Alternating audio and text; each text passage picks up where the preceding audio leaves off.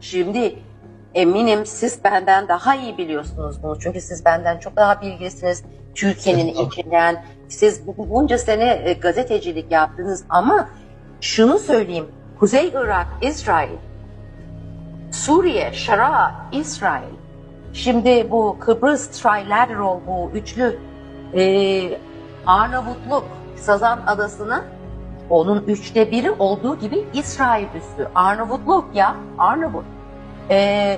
Şimdi ekonomisinin çok şu an zayıf olduğundan dolayı, çünkü Yunan halkı kesinlikle İsrail'e karşı. Bizden bile daha fazla. Ben 2 ay oradaydım Eylül-Ekim'de. Kızımla beraber oradaydık. Her gün Atina'da bir protesto vardı İsrail'e karşı. Üniversite olduğu için olsun, dernekler, ama Yunanistan'ın hükümeti maalesef onlar da ekonominin verdiği baskıyla şimdi ada satacaklar.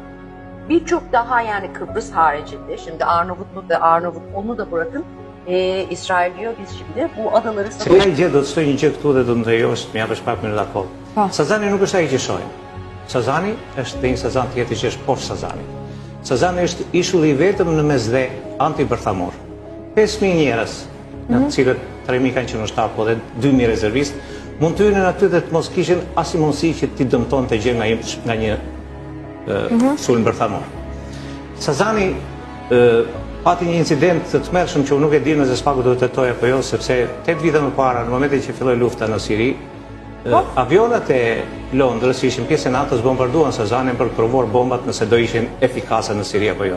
Qysh skandal tjetër dhe për këtë le të tetojnë dhe të gjykojnë.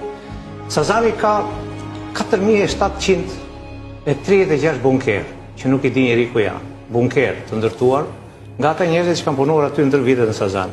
Bunkeret e ndërtuar me çanta në kuris, zhavorin, cimentën, ekure me rast, sepse ajo ishin kuçet. Pra, Sazani nuk është një objekt që shitet, është pasuri shtetërore, si e tillë është vlerësuar deri më sot.